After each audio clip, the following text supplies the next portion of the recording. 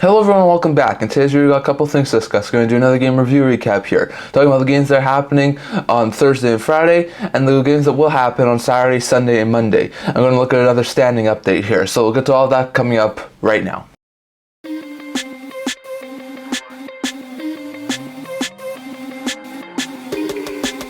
Hello everybody and welcome back to another video here at the Instant Talk Channel. Before we begin this video, don't forget to like this video and subscribe down below. We are so close to 200 subscribers. Thank you for all of your support. I would never be able to do this without you guys, so don't forget to subscribe. But once again, we're going to do another game recap here, talking about all the games that have happened over the past couple of days. There are 8 games that happened on Thursday, 6 games that happened on Friday, and then there's going to be a handful of games that we're going to look at forward here to discuss as we're going on to Saturday, Sunday, and Monday. So let's get into it here. We're going to start with the 8 games that happened on Thursday. There's a lot of really great action. We'll start with the Maple Leafs taking on the Columbus Blue Jackets. A really interesting game. Now, the Columbus Blue Jackets had a very fantastic first 2 periods. They were up 5-0 at the end of 2. They were doing absolutely phenomenal. But after the Columbus Blue Jackets were up 5-0, the Leafs would score 5 unanswered third period goals, including a late equalizer from Austin Matthews, to tie this game up at 5-5. It was absolutely stunning. I've never seen the Leafs do this. They're usually on the other end of blowing leads. So absolutely fantastic to see the Leafs at least get a point here. But then went to overtime where the Columbus Blue Jackets would recover and win 6-5 in overtime. So an absolutely fantastic game for the Toronto Maple Leafs to avoid down 5-0 at the end of 2. To overcome that and get a point was absolutely phenomenal, but the Jackets do end up recovering and getting a win, so that was a huge win there for Columbus Blue Jackets. For the Jackets, Kent Johnson had a 3.9 with 2 goals, the OT winner included, and an assist. Danforth and Chinakhov both had a goal and an assist. Juracek and Werenski and Provorov all had 2 assists, while Gaudreau and Laine also scored for the Jackets in the win, while Matthews had 2 goals and an assist. Marner had a goal and 2 assists, both had 3-point nights. Nylander had a goal and an assist. Tavares had 2 assists, and McCabe also scored for the Leafs in the loss. So it was not a bad loss there for the Leafs, and the point streak continues with the OT loss. So very good stuff there for the Maple Leafs, but the Jackets do end up coming away with the victory. That was the Jackets' 10th win of the season. Huge stuff there as the Jackets improved to 10-16-5, while the Leafs dropped down to 15-6-6. So not great stuff there for the Leafs, but still a very fantastic job there for them to get a point. But still, the Jackets come away with the victory. Then we saw the Philadelphia Flyers play the Washington Capitals. The Flyers were able to come away with a huge victory, 4-3 in a shootout. They were down 3-2 late. They would get a late equalizer and then win it in the shootout. So really good stuff there for Philly to continue with their point streak. And they're now up to 16-10-3 on the season. Meanwhile, for the Capitals, they're down to 14-4. They get a point, which is really good, but they've lost yet another game. So not great stuff there for Washington. Frost had 2 assists. Brink, Tippin, and Farabee all had a scored in regulation for the Flyers, while Brink and Couturier were 2 goal scorers in the shootout for the Flyers. Meanwhile, for the Washington Capitals, Wilson and Strome both had a goal and an assist. Protas had 2 assists. McMichael had a goal in regulation, and Oshie was a lone goal scorer in the shootout for the Capitals. So not a great game there for the Capitals, but they definitely were a pretty good team, and they held on to a lead for quite some time in this game. But it was the Flyers who once again found the resiliency to tie the game up late and get the shootout winner to improve in the Metro Division standings and get some more separation between them and the Washington Capitals in the Metro Division. So really good stuff there for the Philadelphia Flyers. Then we saw the Carolina Hurricanes edge out the Detroit Red Wings 2-1. Really good defensive game there from the Canes. Were able to get a couple of leads and never trail in this game. So really good stuff there for Carolina. They were able to go and improve to 16-12-1, while the loss drops the Red Wings to 15-10-4. So not great stuff there for the Red Wings. They're now down to double-digit losses, but I think they're still in the playoff spot if I'm correct. Meanwhile, for the Carolina Hurricanes, fantastic win to sort of continue to help them improve in the standings. Drury and Stahl are 2 goal scorers for the Canes in the win, and Rasmussen was a lone goal scorer for Red Wings in the loss. So now great stuff there from the Red Wings. Definitely need to be a little bit more better, but they now only got like 1 win in their last 5 games, so not great stuff there for the Red Wings. Meanwhile, for the Carolina Hurricanes, back-to-back wins after a 4-game losing streak. Absolutely fantastic, and now 4 games above 500 again. So really good stuff there for the Carolina Hurricanes. Then we saw the Wild and Flames play. This was a really interesting game. Second time in the last week and a half, 2 weeks that these 2 teams have played. The Wild were down 2-1 at one point in the 3rd period, but they would tie the game up in 2-2. It would go to a shootout, and then in the shootout, the Wild were able to overcome their 2-1 deficit they had earlier in the 3rd, and were able to get a shootout victory. Very good shootout victory. Wild are now back to only 1 game below 500 at 11-12-4. While the Flames continue to fall, I think they've lost like 5 straight. They're like 0-3-2 in their last 5 games, and they're down to 11-14 and 5. So not great stuff there for the Flames, but at least they're able to get another point in this game. For the Wild, Boldy and Rossi were 2 regulation goal scorers, and Boldy and Zuccarello were 2 show goal scorers for the Wild in the win. While for the Flames, Sharangovich had a goal and an assist. Coleman also scored in regulation. Sharangovich was a lone goal scorer in the shootout for the Flames. So once again, Sharangovich is having a fantastic run with the Flames right now. He's doing absolutely fantastic, but the Flames continue to find ways to lose, this time in the shootout for the Calgary Flames. Meanwhile, for the Minnesota Wild, fantastic win. It was a shootout victory, and they were able to improve in the standings. So really good to win there for the Wild, who improve and get closer to 500. Then we saw the St. Louis Blues beat the Ottawa Senators 4-2. Really good win there for the St. Louis Blues to improve their record. This is the first win with the St. Louis Blues with new coach Drew Bannister, so very good stuff there. They improved to a 4-2 victory over the Ottawa Senators to improve to 14-14-1, and then their 4-game losing streak. Meanwhile, for the Ottawa Senators, they dropped to 11-13-0, and they're back down to 2 games below 500. So not great stuff there for Ottawa Senators. For the Blues, Thomas had a 3.0 with 2 goals and an assist. Buchnevich had a goal and an assist. Falk had 2 assists, and Saad also scored for the Blues in the win, while Chychrun had 2 assists, and Kubalik and Joseph scored for the Senators in the loss. So now great stuff there for the Ottawa Senators. They continue to fall in the standings. They still have a lot of games in hand on a lot of teams, but they're now 2 games below 500, which isn't overly great. Meanwhile, for the St. Louis Blues, ending that 4-game losing streak is fantastic, and get their first win with Drew Bannister is also a really great thing there for the St. Louis Blues. So really good stuff there. Then we saw the Tampa Bay Lightning be down 3-2 to start the third period against the Edmonton Oilers, but they would score 3 unanswered, including this goal here from Steven Stamkos. Remember, all clips will credit to Sportsnet, but this goal from Stamkos was able to put the Bolts up 5-2, and it was also Stamkos' hat trick. He would also add another one towards the end of the game, an empty netter, and that would basically seal the game off, and that was his first 4-goal game in his career, as the Bolts were able to oust the Oilers 7-4. A really good win there for the Tampa Bay Lightning.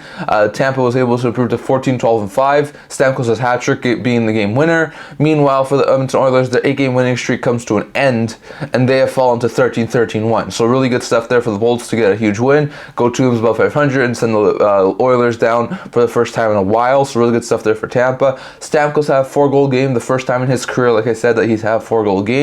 Kucherov had 3.0 with a goal and 2 assists. Sherry had 2 assists, and both Thorelli and Mott, first goal with the Tampa Bay Lightning, also scored for Bolts in the win, while RNH had a 3.0 with a goal and 2 assists. McDavid had a goal and an assist. Bouchard had 2 assists, and both Hyman and Nurse also scored for the Oilers in the loss. So now a fantastic game there from the Oilers. Definitely once again, they have a really good offensive output, but they can't get the puck out of their own nets.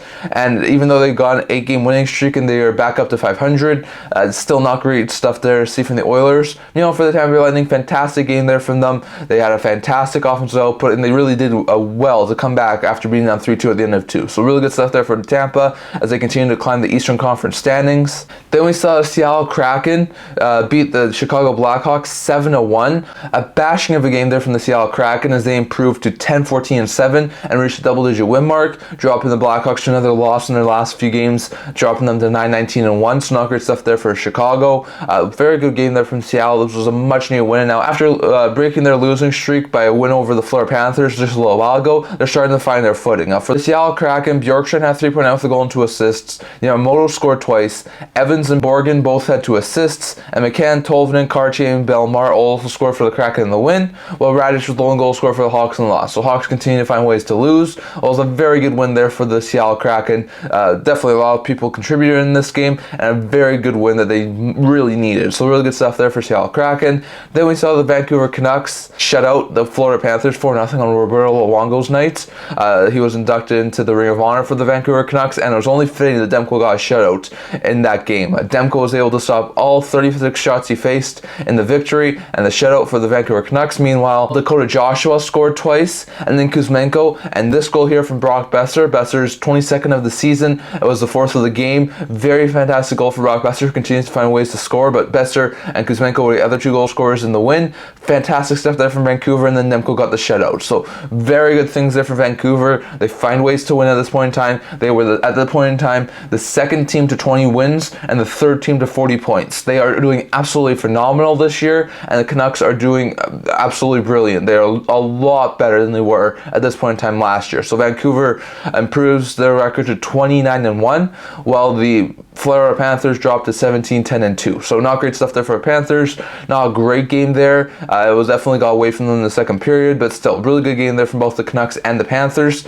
Those are all the games that happened on Thursday. Definitely a lot of interesting action from the past couple of days. Here are the 6 games that happened yesterday on Friday. First, the New York Rangers played the Anaheim Ducks. Rangers gave up the first goal, but they want to score 5 unanswered goals to become the first Eastern Conference team to the 20-win mark after beating the Anaheim Ducks 5-1. Rangers improved to 27-1. Ducks have now lost 13-14 and are down to 10-19-0. So not great stuff there for the Anaheim Ducks, who at one point had a 6-game winning streak and are now amongst the bottom dwellers of the NHL. So really bad stuff there for the Ducks, but a really good game there from the Rangers to show their resiliency after giving up the first goal. For the Rangers, Kreider scored twice, Zibanejad had a goal and an assist, Panarin and Fox both had 2 assists, and both VC and Edstrom, who scored his first career NHL goal in his first career NHL game, also scored for Rangers in the win, while Liason was the lone goal scorer for the Ducks in the loss. So not great stuff there from Anaheim.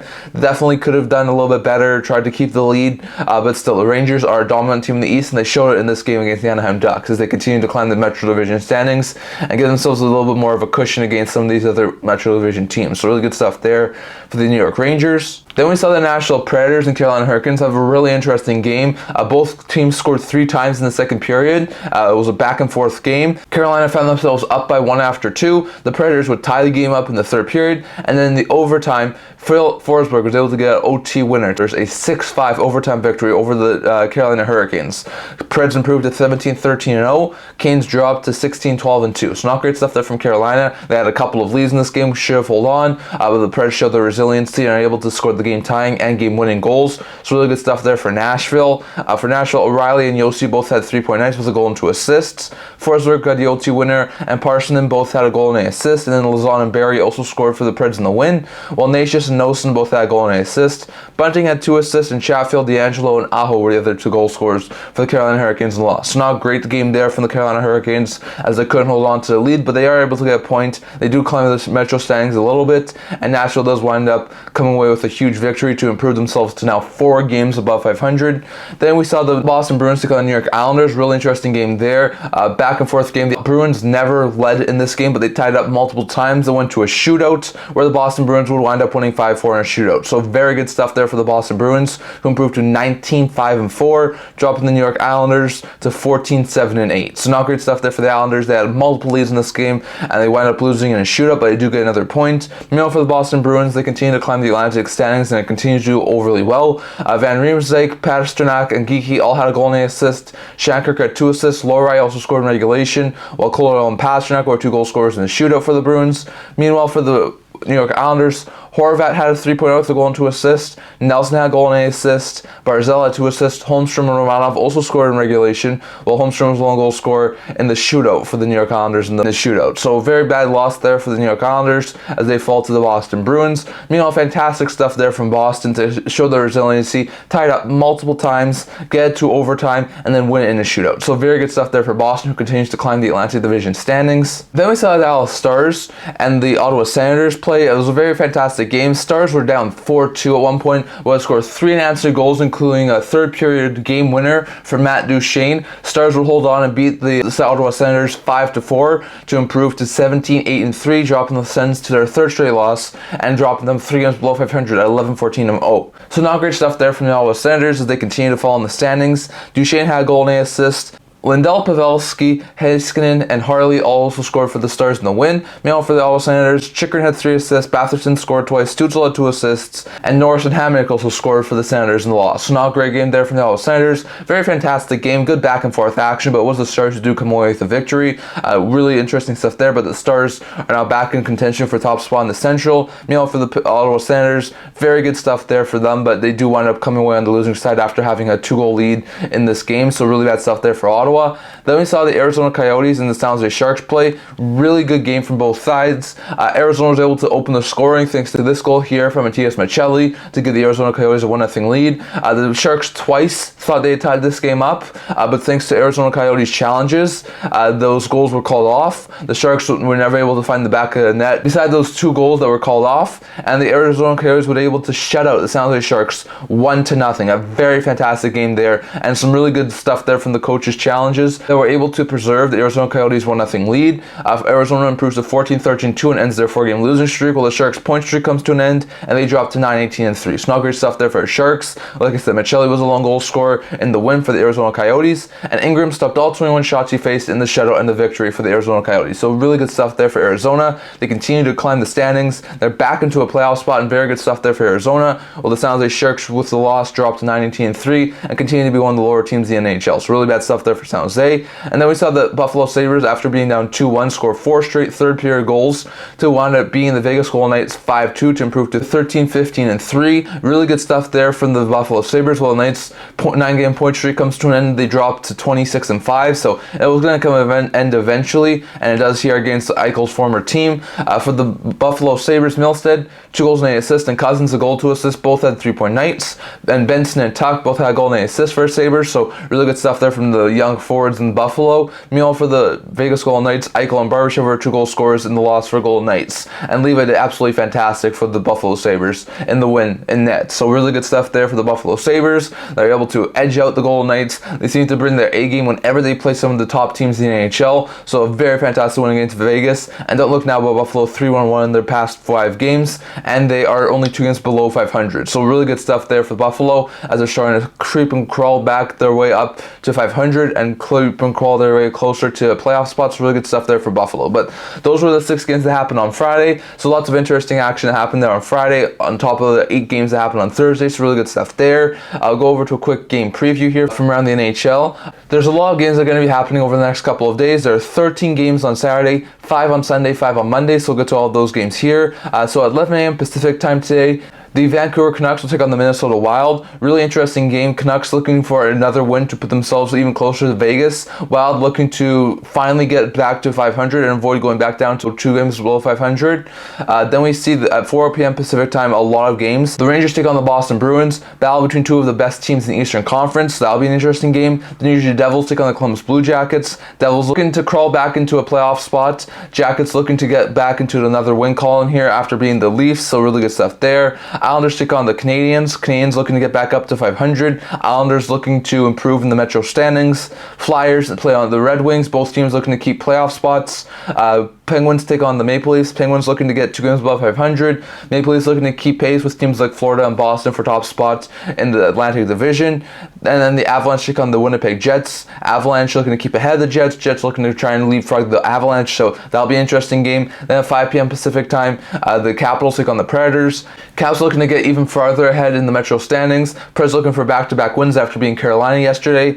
Stars take on the St. Louis Blues. Both teams looking for wins after beating the Ottawa Senators. So really good stuff there. At 6 p.m. Pacific time, we have the Sabres take on the Coyotes. Both teams coming off of really important wins, and both teams looking for yet another win. The Sabres beat the Coyotes, I think, just a week ago, so it's a rematch of that game. So it'll be interesting to see if the Sabres are able to come away with the victory or the Coyotes are. And then at 7 p.m. Pacific time, the Tampa Bay Lightning take on the Calgary Flames. Lightning looking to get 3 games above 500. Flames looking to get somewhat closer to 500. Oilers looking to get back above 500, take on the Panthers. Team is looking to keep pace with Boston and Toronto for top 3 in the Atlantic. And then the LA Kings look to keep pace with the Canucks and the Golden Knights. And the Pacific Division taking on the Kraken team, who are looking to close the gap between them and the playoff spot. So that'll be interesting to see.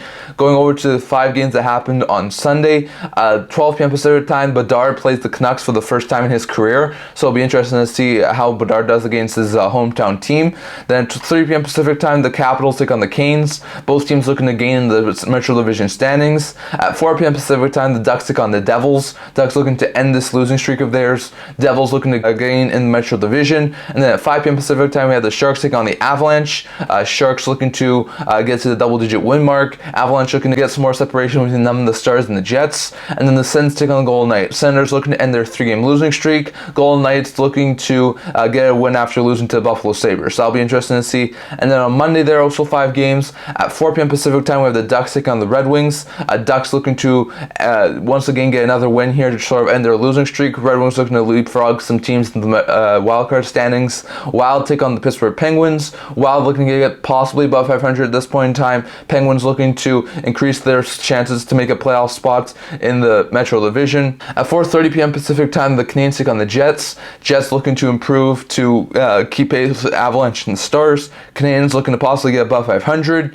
At 5 p.m. Pacific time, the Stars look to keep pace with the Avalanche, taking on the Seattle Kraken, who are looking to once again try and get back into a playoff race. And then at 6:30 p.m. Pacific time, the Calgary Flames take on the Florida Panthers. Panthers looking to keep pace with Boston and Toronto, while the Flames look to get closer and closer to the 500 mark. So really good games there over the next 3 days. And then going over to a quick look here at the wildcard standings as of December 16th, 2023. The Boston Bruins have 42 points. They lead the Atlantic Division, followed by 36-point Toronto and 36-point Florida. 41-point New York Rangers lead the Metro, followed by 36-point NYR and 35-point Philadelphia. Then 34-point Detroit and 34-point Carolina are two wildcard teams. They're followed by 33-point Tampa, 32-point Washington, 31-point New Jersey, 29-point Pittsburgh, 29-point Buffalo, 28-point Montreal, 25-point Columbus, and 22-point Ottawa. And those are the standings in the East. As for the West, the Colorado Avalanche lead the Central Division with 38 points, followed by 37-point Dallas and 36-point Winnipeg. 45-point Vegas leads the Pacific, followed by 41-point Vancouver and 36-point LA. And then you have 34-point Nashville and 30-point Arizona in a playoff spot, followed by 29-point St. Louis, 27-point Edmonton, 27-point Calgary, 27-point Seattle, 26-point Minnesota, 21-point San Jose, 20-point Anaheim, and 19-point Chicago. And those are the teams that have a playoff spot in the Western Conference. Now, if you look at how they're doing compared to last year as of right now, the Canucks are 12 points ahead of where they were last year at this point. The Rangers and Flyers are 10 points ahead of where they were last year at this point in time. The Caps are 8 points ahead of where they were last year at this point in time, while the Kings, the Panthers, and the Coyotes are all 6 points ahead of where they were last year at this point in time. Meanwhile, the Bruins and the Flames are 5 points lower than where they were last year at this point in time. The Penguins are 7 points lower. The Bolts and Carolina Hurricanes are 8 points lower, and the Kraken and the Devils are still 12 points lower. So really interesting stuff there. I'd love to hear your guys' thoughts on all this down in the comments. What do you think about all of this stuff? Are you surprised by any of the games that happened over the past couple of days? Are you looking forward to any of these next couple of games that happen on Saturday, Sunday, or Monday? Are you surprised by anything in the standings? Are you surprised Arizona's back in a playoff spot? Are you surprised Edmonton, Calgary, and Seattle all have the same amount of points? Are you surprised Vancouver's only 4 points back of Vegas? Are you surprised the Jets are challenging for a top in the Central? Are you surprised that the Islanders and Flyers are still in playoff spots? Are you surprised that the Devils are currently out of a playoff spot? Definitely love to hear your guys' thoughts on all of that down in the comment section below. But that's what I'm going to talk about for today. Remember to like this video, and if you realize it, remember to subscribe down below. We are so close to 200 subscribers. Thank you for all of your support. I would never be able to do it without you guys, so don't forget to subscribe. I also do a blog talking about news, rumors, analysis, stuff like that, so if you can check that out, leave a link to that in the description below. And I can't wait to see you guys all for next video. See you guys soon.